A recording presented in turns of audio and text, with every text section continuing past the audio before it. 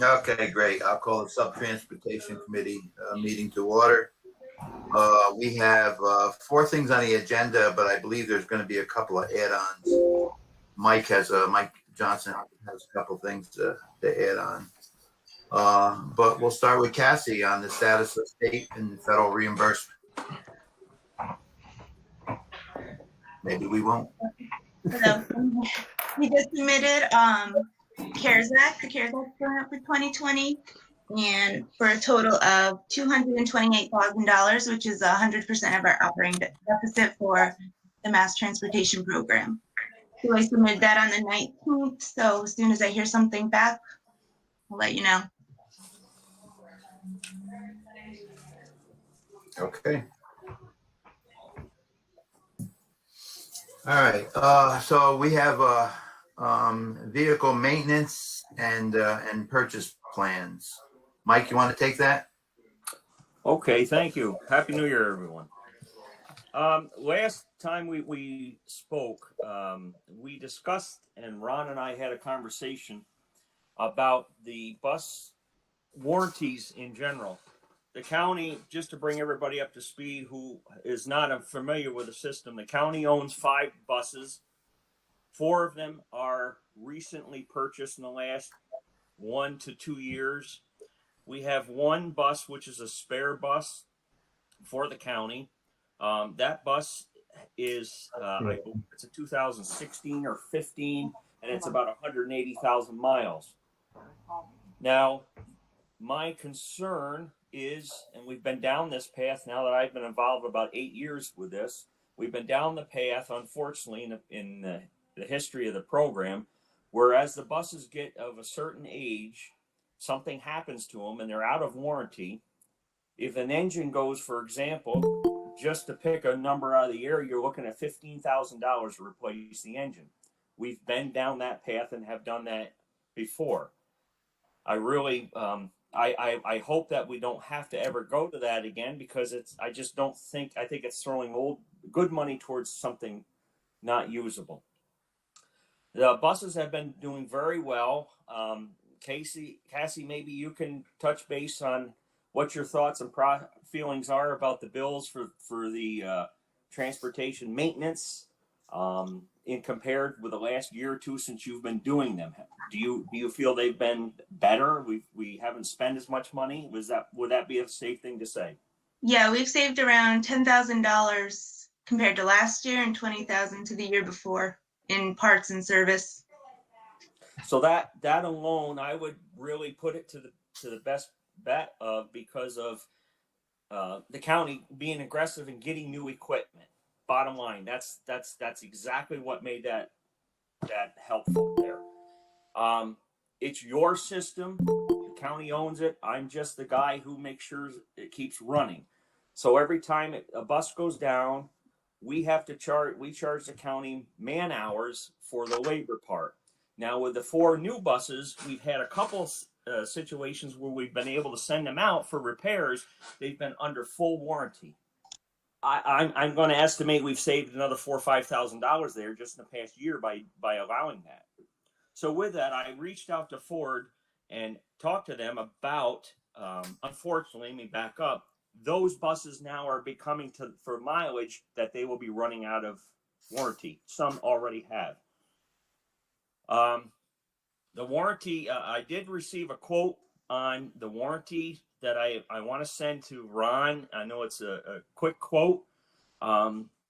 It's something that you guys got to discuss.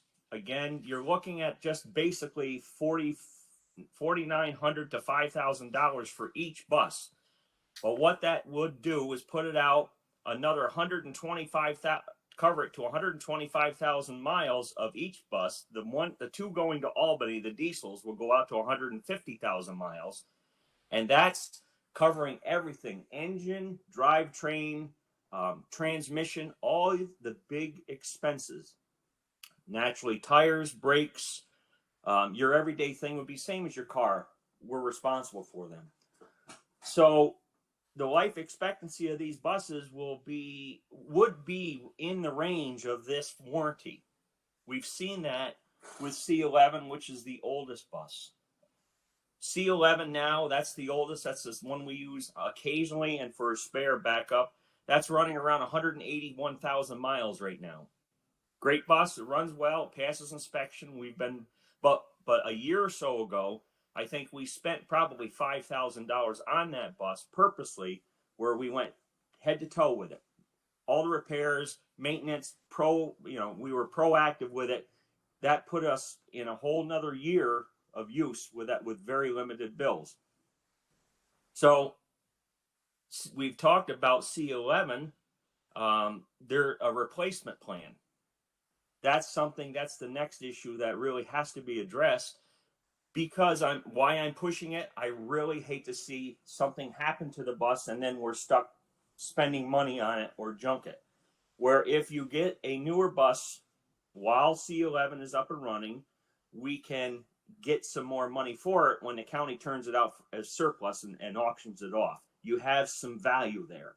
Once the engine goes or anything, which I think you've seen right now, and I don't know how much money you got for C1 and C2. I think you just sold them, Ron, or I don't know what you got for them, but probably not a lot of money. Yeah, I don't know, Mike. I got to check out. Yeah, but I'm saying they're basically salvage at that point, so you're getting minute. Where the bus now is valuable because it's up and running. There's DOT stickers on it. It's can come off, and some other contractor or municipality could purchase it and put it in place. That's my thought about it. It's your decision. I'm going to pass this on when we get done. I'm going to send this into Ron and Rick so that they can review it. We can go back to Ford and talk to them. Nothing was signed or anything. It's just I wanted to bring you up to speed. If you choose not to do it, that's fine. I'm just concerned as those units get older, what kind of expenses we'll be looking at. Well, All right. Question for Cassie. If we get any of the CARES money in or any other grant money, can we use that for capital purchases? The CARES money is money that we've already spent. Will just be reimbursed, so it's paid back to us, so we can use it however we want. We do have a capital grant already for $209,000. And I think would be better to try to use, since I think the last year we have that runs through 2022. So I did get a contact name that I can reach out to ask, because usually 10 years for the buses.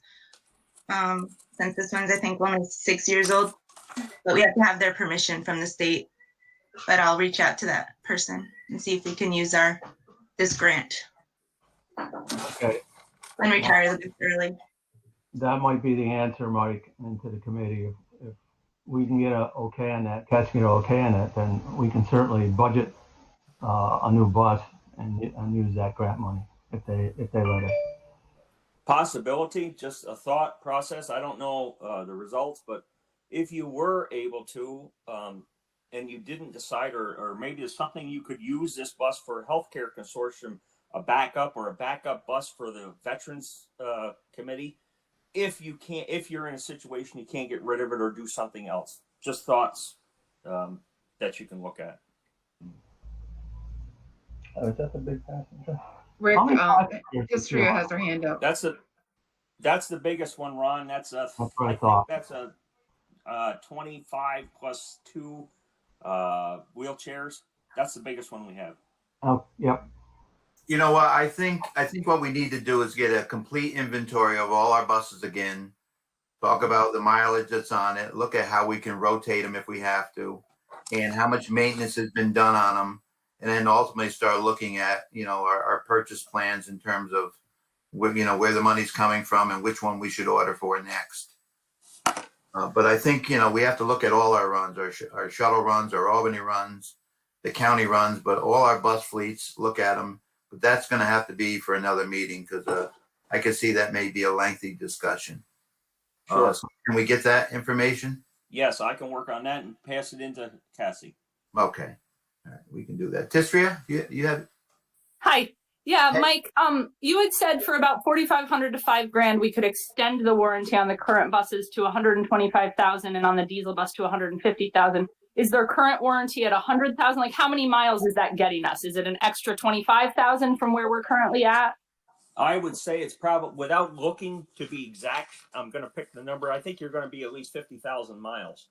Okay. I mean, because the mileage, unfortunately, even though they're commercial equipment, a lot of them still are only 36 to 40,000 miles warranty once you purchase them, Right. which is kind of unfair, but that's how they get you. Yeah, I'd be curious to know how many miles it extends it, because 50,000 miles for $5,000 to me is a no-brainer. You're gonna put more than $5,000 worth of work into a bus at 50,000 miles, especially as you get up into the higher mileage. So if you don't mind getting a Sure. answer of how many miles that extends it. Yep, I can put that in my report too. That's not a problem. Thank you very much. Yep. Okay. Anybody have anything more on that until we get this information? If not, we'll go into the next item, 2020 ridership and review. Is that you, Mike? Yeah, I can- Cassidy probably would have the documentation.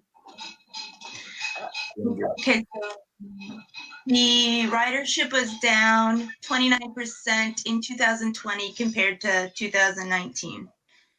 So it was 23,576 riders versus 33,000 year before.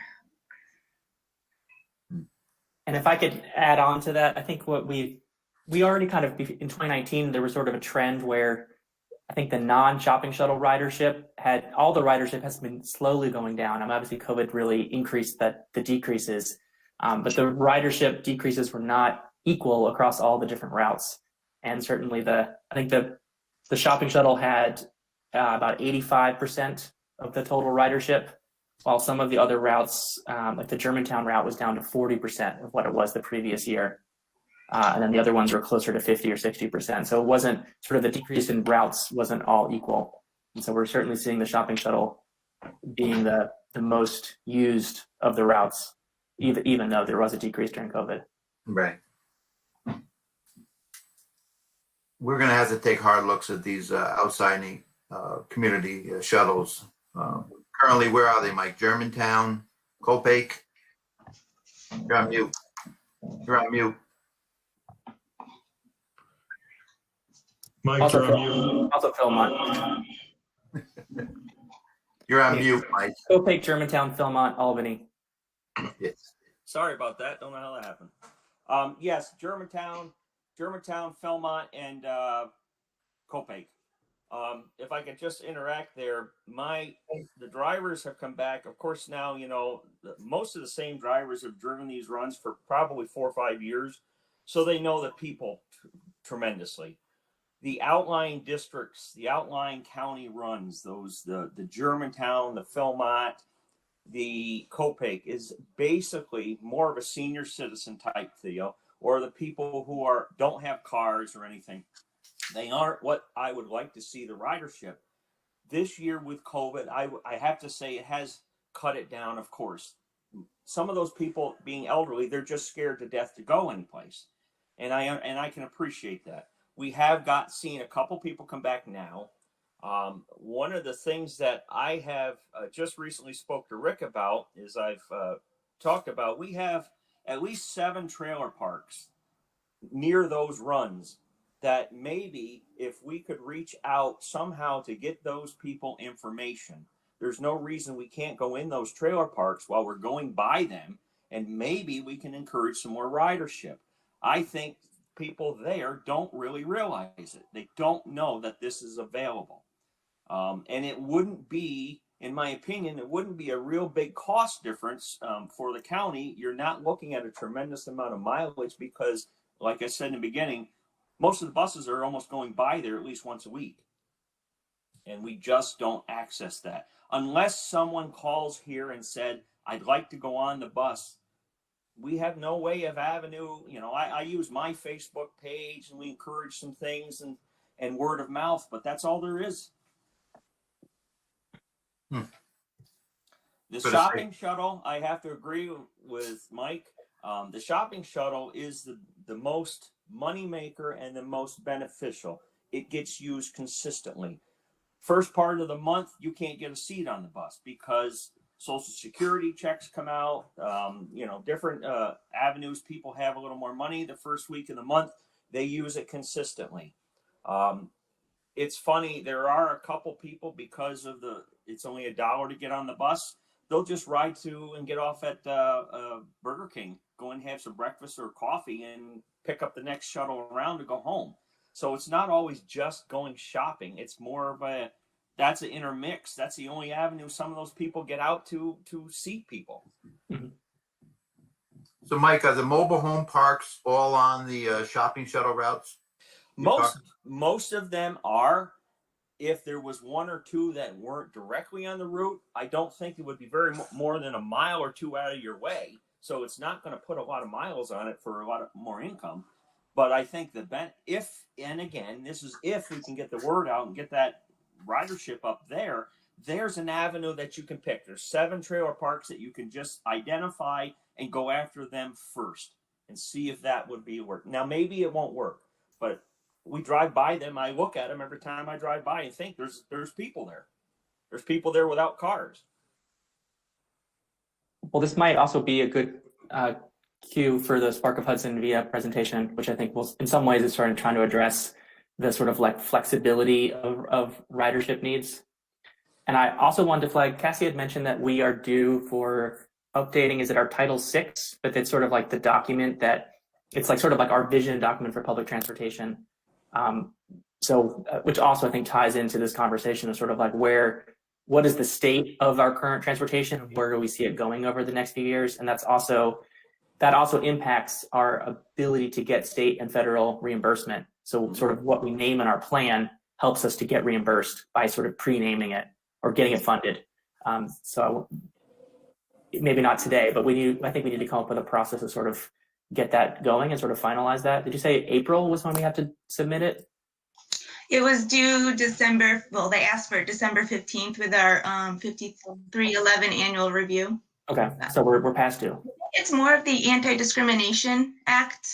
So I don't know if HR may already have one. It just needs to be updated. So I'm not sure who would update it. But our plan is outdated. Our transportation plan is outdated as well.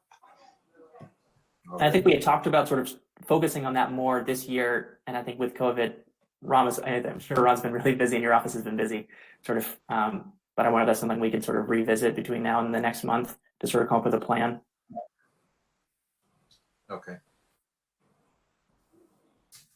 Yeah, Okay, Ron. put together a little subcommittee on that, didn't we, Rick? Review the plan. You, me, Mike, I don't know who else. Okay. So we can revisit that, try to get something on the calendar for in the next month. All right. So let's go right into the report from Spark on the survey and then their dial-a-ride proposal.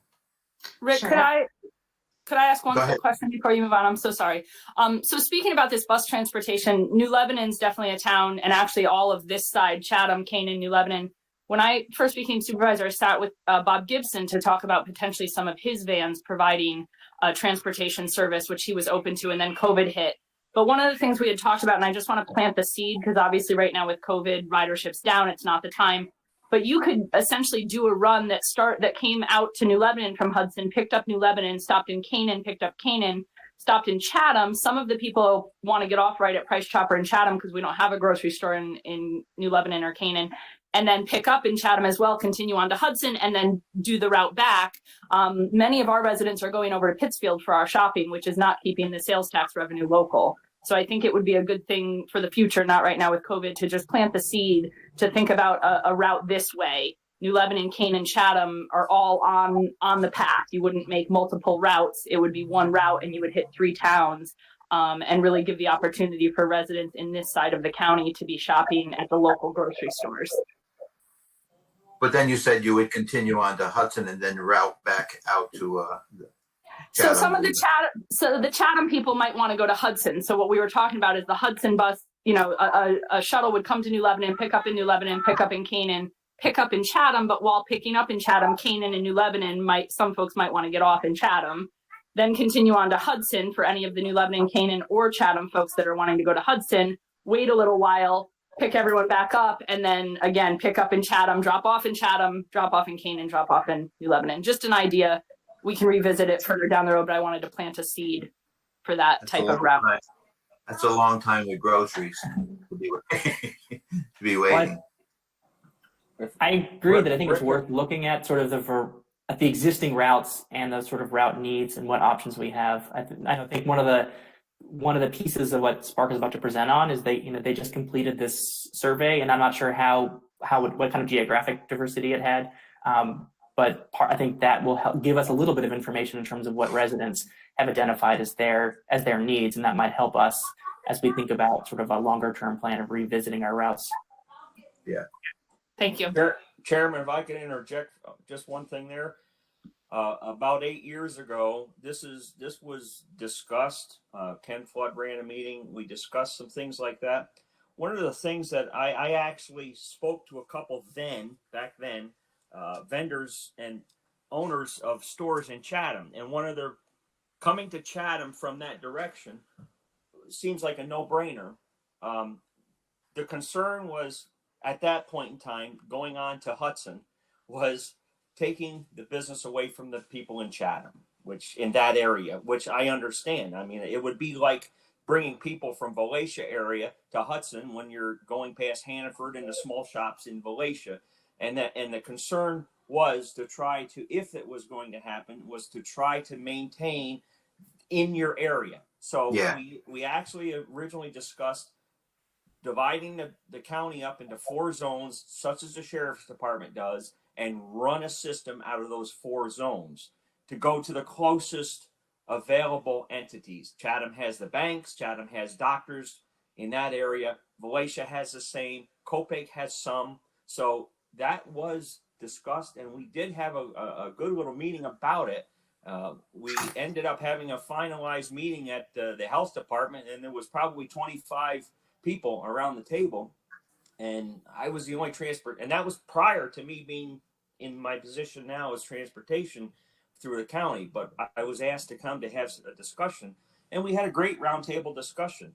Bottom line, when we all got done, cost was everything. That's a big concern, big challenge. Now, back then, there was an avenue, and we were going to look at the possibility of when you make this report out for the state, is to talk to them about increasing your transportation and receiving more funds because of that. That's what you're doing. I believe at that point in time, I had suggested to the county to reach out to Ulster County because they were at that point in time expanding their transportation committee. Mark Molinaro, I talked to him quite a bit about it a few years back from Dutchess. There may have been, there may still be, I don't know, but there wasn't funds there to expand your system. If you expand your system, Okay. Worth looking into. We talked about it instead of a bus coming all the way from Hudson to New Lebanon between 8:30 in the morning and 1:30 in the afternoon. Our school buses and bus drivers aren't doing anything. So if we could get, Green or some other school district at a $200 a day, $100 a day to just go New Lebanon to Chatham and back. the only problem with that is the school bus driver themselves are not certified to run the federal program. I can do it because I basically have taken all of my people who drive the county program. They're under the school bus plan and vice versa. So we interject both of those. So even though we're only running 4 bus routes, I have 40 drivers that can drive them, to be honest with you. It's something I chose to do. I don't necessarily know that a school bus driver from a school district would be qualified to be under the federal program. Got it. Okay. Thank you. Yep. All right. Thanks, guys. Mike, you want to go on with the report from Spark of Hudson? Yeah, Susan, do you want to? I'll introduce. So Okay. so really appreciate the opportunity to present. And in fact, I wanted to, we conducted this survey, and I'm going to let Mike from VIA, who's did it. Hey, good morning. And he can, just in the interest of time, he'll go through the survey and then also talk about a potential way to actually address a number of the issues that have come up today. So I'm going to pass it over to Mike Vaccarino from VIA. Hey, good morning, everyone. Thanks very much for having us today. I'm joined by my colleague, Eric, who's actually going to share his screen so that I can talk and he can do the presentation and we can all see each other. So Eric, why don't you load that up? And we'll start with a quick round of introductions so you guys know who we are. And then we'll dive into today's presentation.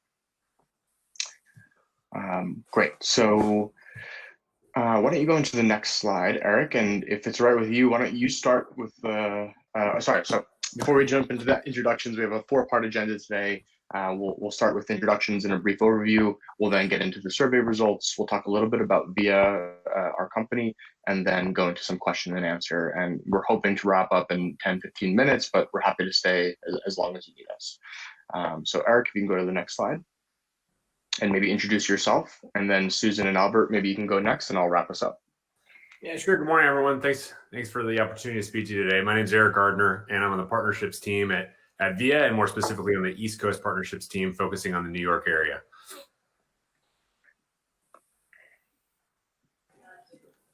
Susan Danziger. I'm a co-founder together with Albert of the Spark of Hudson. And I'm Albert, and the Spark of Hudson is a learning center that we're building in Hudson, and it also has a nonprofit foundation that supports things in and around Columbia County. Yeah, and I should say we also live in Taconic. Great. And my name is Mike Vaccarino. I lead our partnerships team here at VIA. I've been here for about 2 years. I focus on working with counties and transit agencies on I help transit agencies and counties use technology to improve their transportation operations. I've worked everywhere from Montpelier, Vermont to Suffolk County, New York, and all the way down to Miami, with a heavy emphasis on the East Coast. And, we're really here today, Eric, if you go to the next slide, because we're in a really interesting and important time in history when it comes to public transit, right? For so many years, about 100 years, transportation, remain the same, and the predominant mode of travel today, has been the same for many years, which is the personal vehicle. But what we've started to see across the US and especially across the world is this shift away from, personal vehicles and towards shared forms of mobility. And, companies like Uber and Lyft really proved this idea that a more convenient transportation service is one that's going to be used more heavily. But VIA believes that, the Uber and Lyft model of, charging $10, $20, $30, $50 for a private vehicle ride is not the way that we should, incentivize our public to move around, right? We should take what's already being invested in public transit, enhance it, make it more efficient, more convenient, and get people out of private vehicles and help those who need it most get around.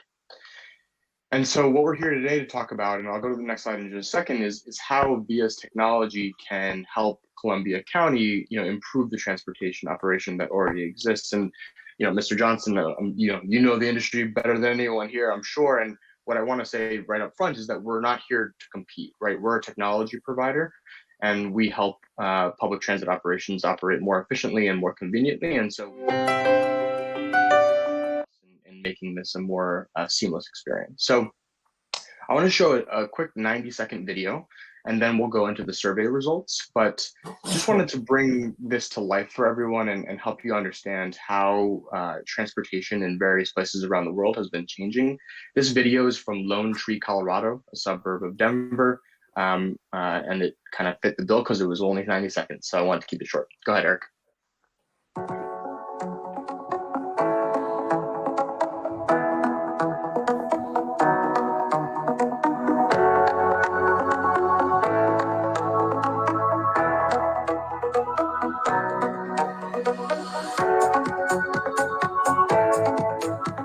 We've been able to use VIA's technology, but also make it feel like Lone Tree owns the product. It's a very elegant application. It's very user-friendly.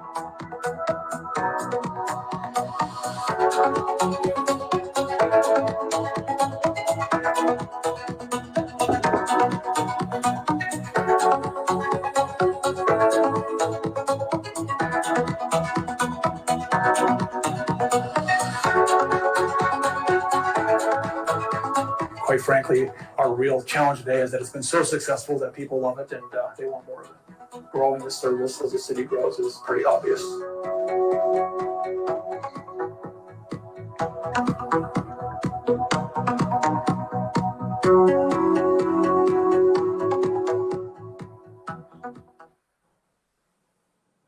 Great. Thanks so much. And thanks for bearing with us as we went through this. And we'll talk a lot more about what this actually means, or what this style of transportation could mean within the county. Obviously, Lone Tree, Colorado is very different than Columbia County. So, we can acknowledge that up front. But we work in over 200 places around the world, and many of them are pretty rural counties around the US. So happy to provide some more examples there. But before we, decide that we want to use some different form of transportation, I think the question that the Spark of Hudson had, and then some of the folks on this call had, was, would people want this type of service? And so, Eric, if you go to the next slide, we'll kind of introduce the survey, which tries to get a sense of how people feel about Columbia County Transit operations. And Susan, do you want to just kind of briefly talk a little bit high level about the survey, and then I'll take it from there? Yeah, sure. So we got together with the Greater Hudson Promise neighborhood, and then also folks around Columbia County to conduct the survey. It was a pretty short window from December 4th to January 22nd. Michael Shamides was also helpful in getting transit riders to participate in the survey. We got 234 responses. A number of 80 folks provided their email addresses, which means that obviously really interested in finding out the results and where people stand. Eric, you want to change it? This is how people felt about the service. Interested, and I should mention the survey was conducted for I guess because Hudson is most dense. We had half the folks respondents from Hudson, but half from Columbia, from the rest of Columbia County, and the results shows that basically over half were either very dissatisfied or dissatisfied with the service. Only I guess 11% were very satisfied or satisfied with the service. 37% unsure of how they felt about it. And the top reason is the route doesn't go where they need it to go. That was 45%. You want to change them?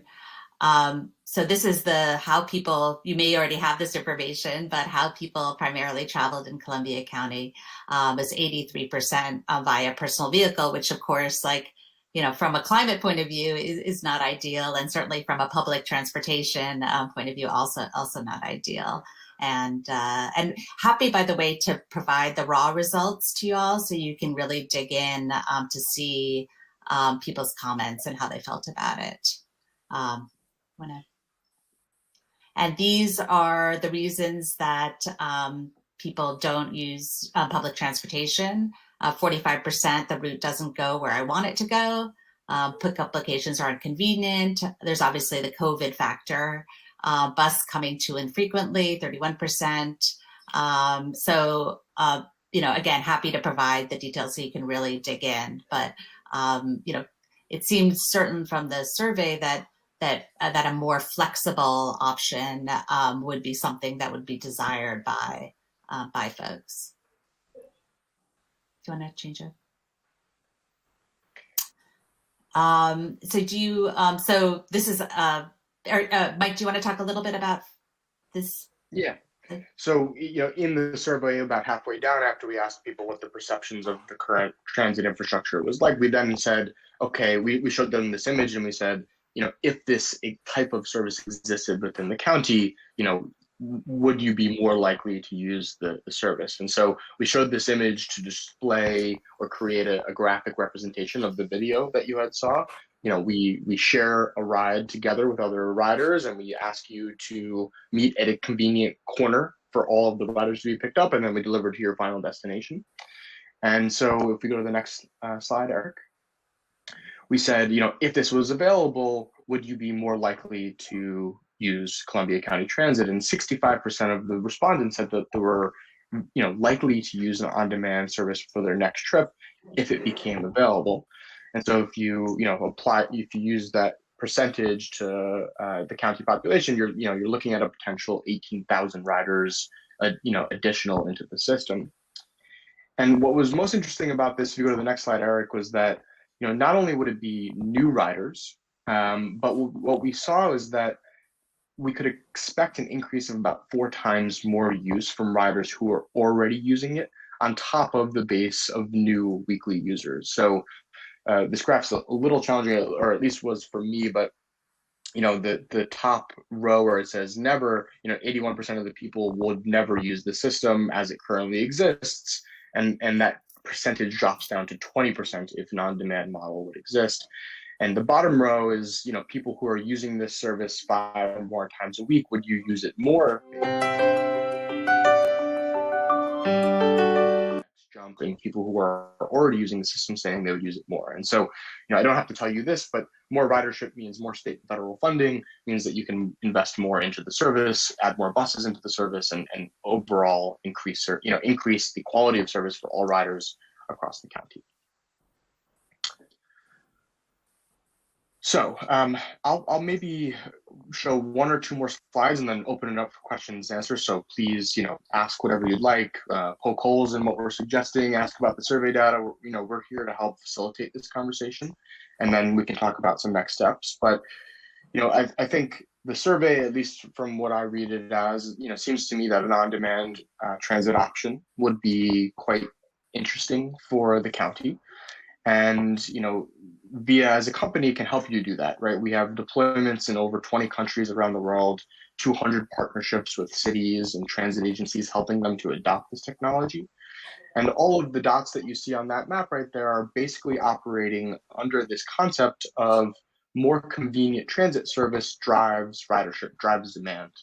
And the graph that you're seeing on the right-hand side is basically how we would transform service within the county, right? Rather than a rigid set of fixed routes that only stop at certain locations at certain times, we transform the system into a virtual bus stop or corner-to-corner service where riders can basically travel anywhere within the zone, allowing folks in the trailer parks, for example, the mobile homes, to be added into the system, overnight, or allowing people who wouldn't otherwise know that the service exists because they don't live near a bus stop to open up a mobile app or call into a dispatcher and request a ride that will pick them up a few feet from their door.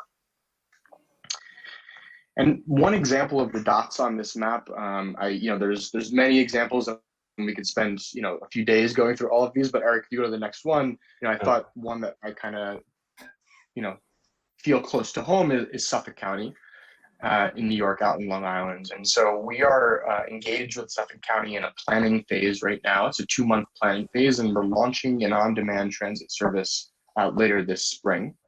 And you can see the light red line on the north side of the East End is a route that was canceled a few years ago due to low ridership. That dark red line is an existing fixed route that will continue to exist. But what they're doing is converting that northern blue zone from a fixed route operation into an on-demand operation, because similar to Columbia County, the feedback they got from the residents was, it doesn't go where I need it to go, right? I need to go to shopping places, and I need to go to other areas other than where the fixed route line goes along. And so we'll be launching this in the spring. Happy to make an introduction to them. And the last thing I'll say about this county, about Suffolk County, is that they're very much treating this as an experiment, as a pilot, right? They're going to launch this for 6 to 8 months, collect rider surveys and feedback, and then decide if they want to keep it permanently. They think they will. But this is not to say that you have to make this wholesale change and then, buy it for 10 years, right? You can try these things, see how people respond, and then ultimately make a decision as to whether this works for your community long-term or not. All right, so with that, I've talked a lot, and I'm sure you guys have some questions. So maybe we'll just go to the next slide and open it up to discussion or questions or whatever you'd like to comment on. Maybe you want to take off the screen sharing, Eric. Sure.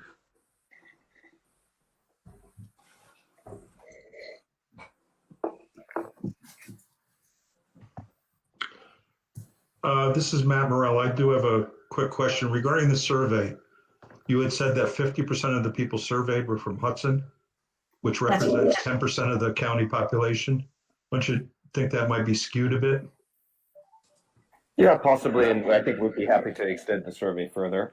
We think the results are pretty indicative. We can split it by who's outside of Hudson, and the results don't look all that different. So there's 120 people outside of Hudson, and the results don't look that different for them.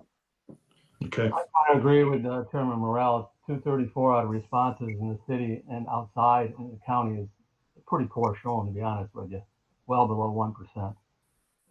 I think you need more data. Yeah, no, we're happy to expand the survey. Absolutely, it's not a question.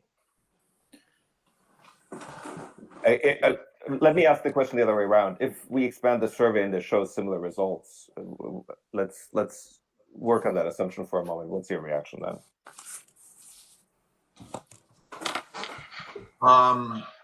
What kind of vehicle picks up the on-demand person?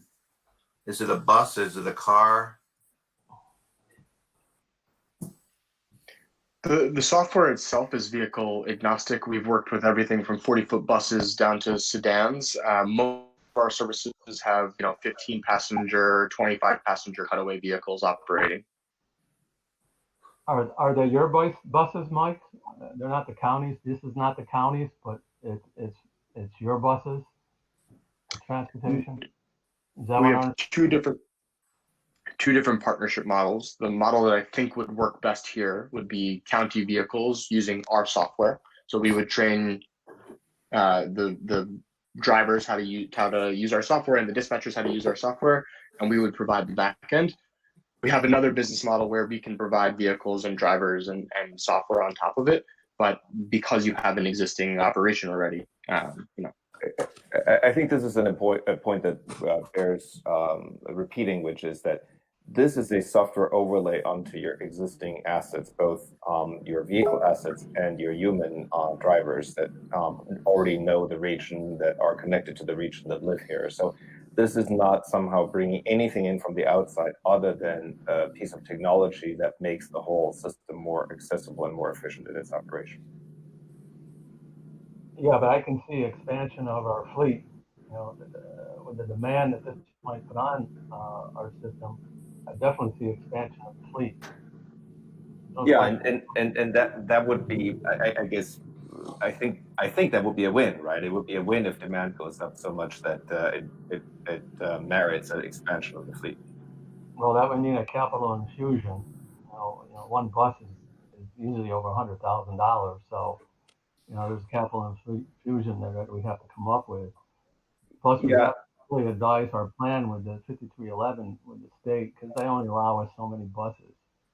So that which is why I think the idea here is to run a trial to see how it goes, and then use the data from the trial to file a new 5311, in which you sort of say, look, we have more demand now, and we need more capacity, and we want the state to support this because we have the data that shows why this makes sense.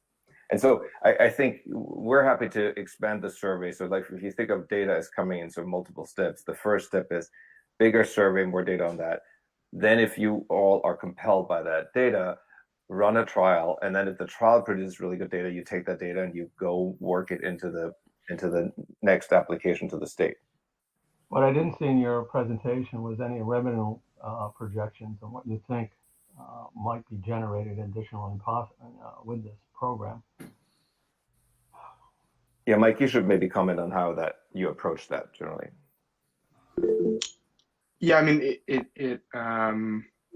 sorry, I was just reading the comments. I think it really depends on the geography and the ridership. In the survey results, we saw that there was about, on average across all rider groups, a 4x expected increase in usage of the existing transit operations from riders who are already using the system, right? So that right there, I think, is a pretty safe bet. Across the U.S., we typically see anywhere between 20% and 400% increase in ridership as a result of this increased level of flexibility. But it really depends on the use case and the agency that we're talking about. Columbus, Ohio is very different than Columbia County. You know what I mean? And all this would be run through Johnson Transportation, obviously, because they're our vendor we have a contract with. So Mike Johnson would also, he'd have to really expand his program too, with drivers and so forth, and cost there.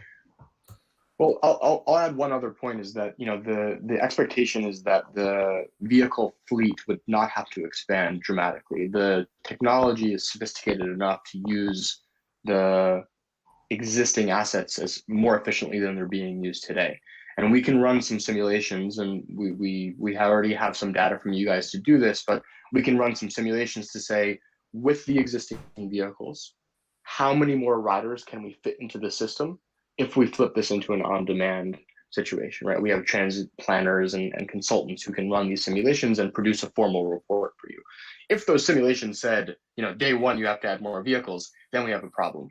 My intuition after looking at some of your data is that you'd have at least a year or two of growth on top of existing ridership without having to add a few more vehicles. And one of the town supervisors earlier mentioned that there are other Columbia County assets, vans, for example, that social services has that could be part of this program that are currently not necessarily fully utilized. So there's a lot of existing assets in the county that once you have the software layer coordinating them, you can use them much more effectively and efficiently than they use today. If I could interject in that, Please. That can't happen at the moment, because any vehicle used for this public transportation system must be New York State DOT approved, and those agencies are not state inspected. So That's a great point, and I'm sure one we could figure out a way how to address. It's the same way with, and I'm just pointing out information. Sure. No. The same way with if you were to use a Uber or a taxi or whatever, they must be under the state guidelines and be New York State DOT approved. The operator has to have certification from the state, and in this case, also the federal agencies. So it will take, no matter what, for the local supervisors. Let's say if you use the healthcare consortium, they would have to become equally with our business or a business like us to do the same thing, just to do what you're asking right now. Not saying it can't be done, but it's another level of work. No, we understand, and I think part of a role that the Spark of Hudson can play here is through our foundation, we can financially support some of those expenses that need to be incurred. Including, for example, we'll pay for the expanded survey. We could also pick up some of the expenses that might be involved in running a trial, a pilot. I also wanted to mention that the Spark of Hudson has no formal relationship with VIA. We just think it was a really cool technology that we could bring to the county, and thought that its flexibility. But there's no relationship between us and VIA. Donnell, do you have something? Oh yeah, I was just 25% of the dissatisfaction it looked like came from punctuality of the bus runs. Do we have any data to support that on our end?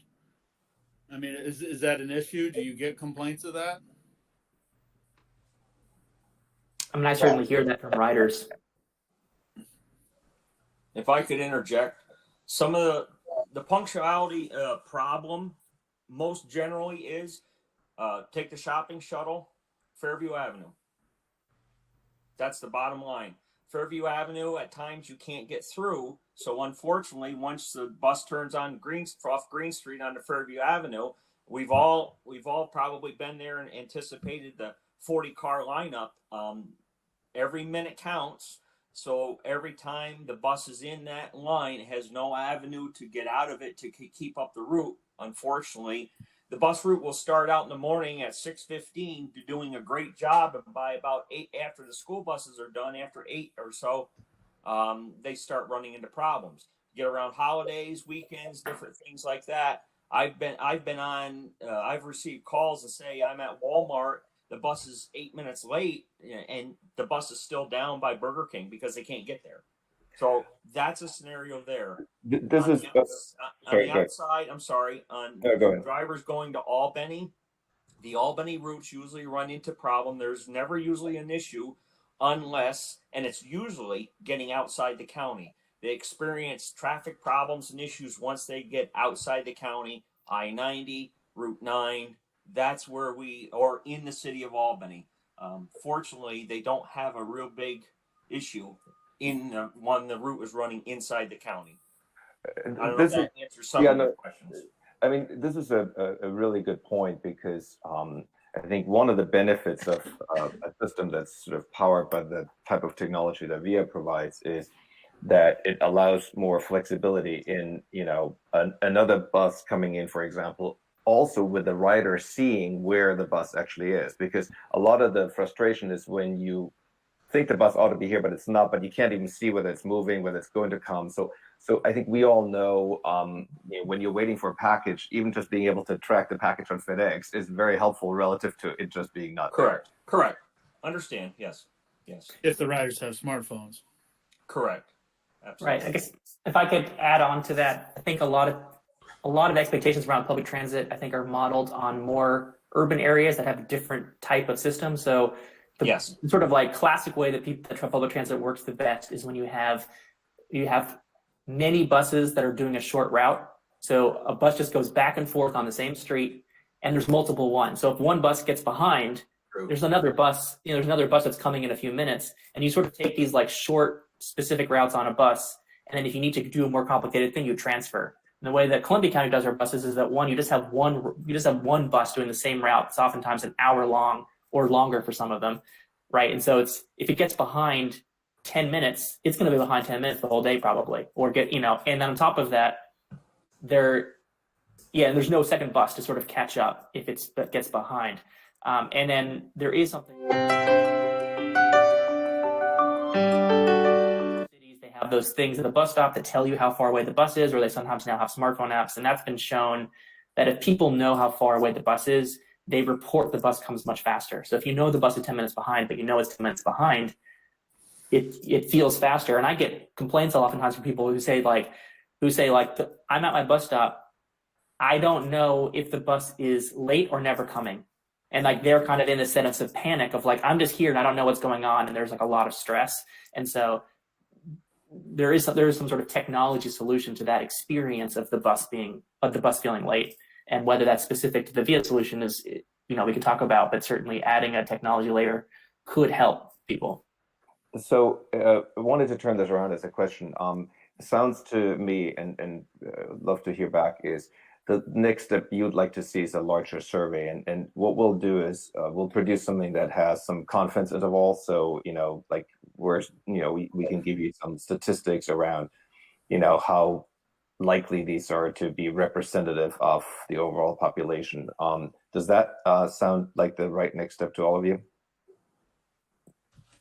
I'd like to ask a question in reference to the software. Is it a purchase or is it an annual lease that the county would have to enter into?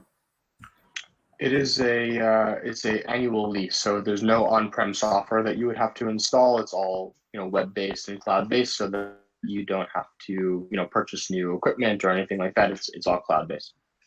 Okay. Is it covered by any state or federal dollars? There has been, and I can send examples following this call, but there have been quite a few examples where the federal government or the state government has provided funding for the software. Okay. Can you give us examples of what the annual lease cost would be for this program? Yeah, I think we would. So like very, very high level ranges, 10,000 to 100,000 per year, depending on the complexity and the fleet size that we're talking about.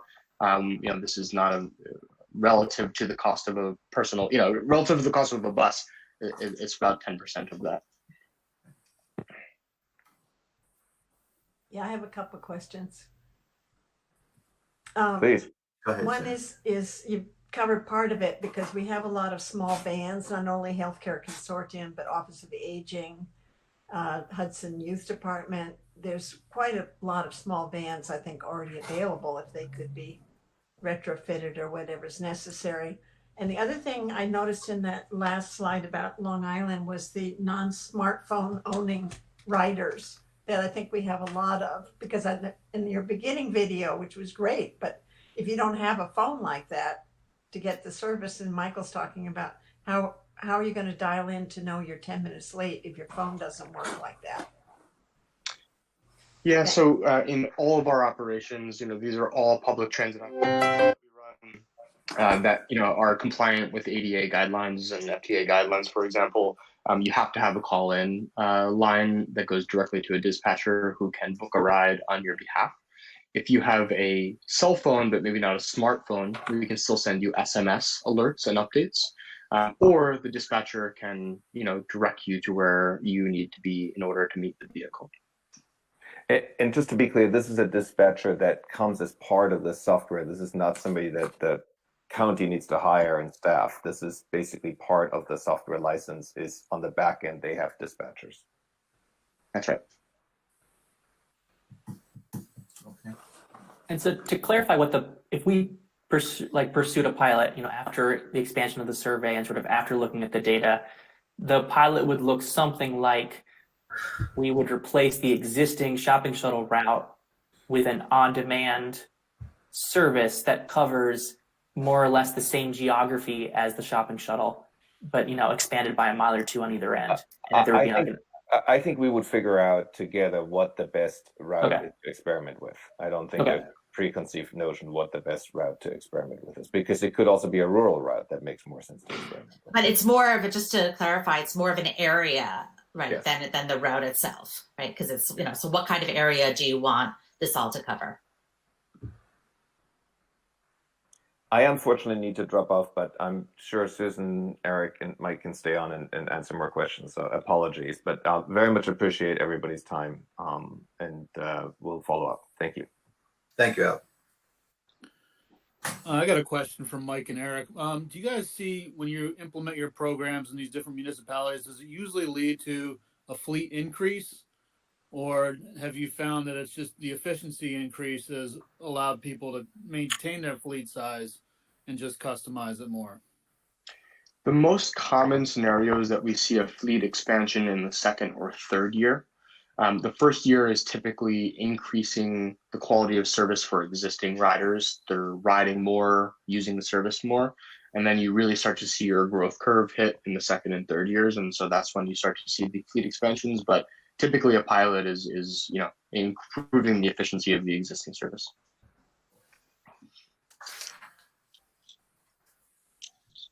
Okay. Any other questions? So just in terms of process, so we would prepare this, or would we then come back to the next meeting that you would have to present the findings of the survey? Is that what the next step would be? That would be a start, sure. Absolutely. Rick, I just wanted to make, oh, go ahead. Sorry, Rick. No, I'm just saying, I also would like to see cost. Obviously this is going to be an additional cost to the county. Have it covered by state, federal government is probably unlikely. So whatever the additional cost is to the county, we have to take that in consideration. So somehow if you could add that, an estimate, I know it's not going to be a solid,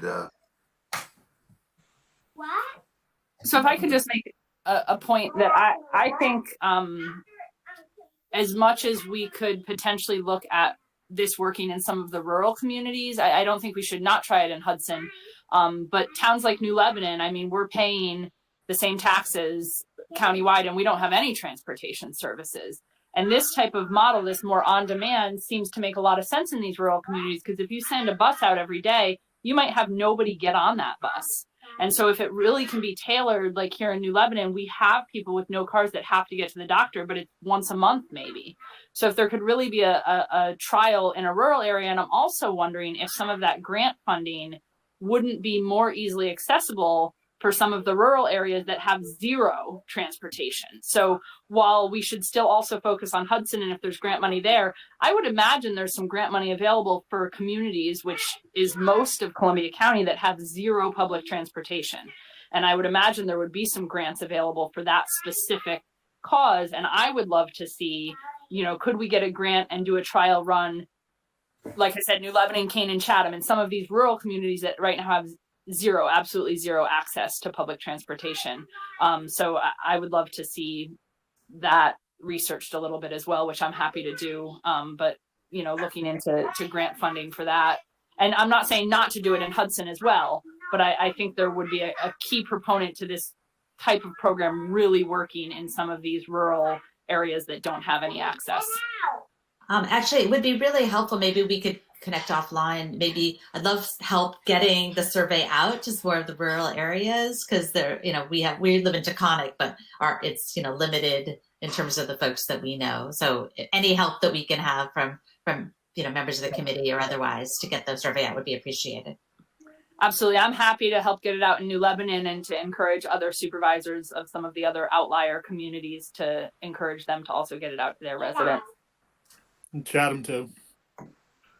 Thank you so much. Maybe we could maybe Michael Schmidt can connect us offline. Perfect. Thank you. Okay. Can I get a copy of the presentation? Can somebody email that to me, please, for the record? Yeah, I'll make sure that Susan, you have it, and Michael, you have it, and then feel free to distribute it as you see fit. Okay, thanks. Mike Johnson, I'll get together with you and Ron and go over this earlier stuff that we're going to need for the next meeting as well. Okay, sounds good. Anything else from anybody? Oh, thanks. Motion to adjourn? I'll make the motion. Second. Sarah, second it, would you? All Sarah's right. not on the committee. On the committee, I'll second. You can second it. All right. I'll second it. 3-person committee. All right. Thanks, everybody. Thank you. Thanks, everyone. Nice to meet you all. Okay. Thank you, Thanks, everybody. guys.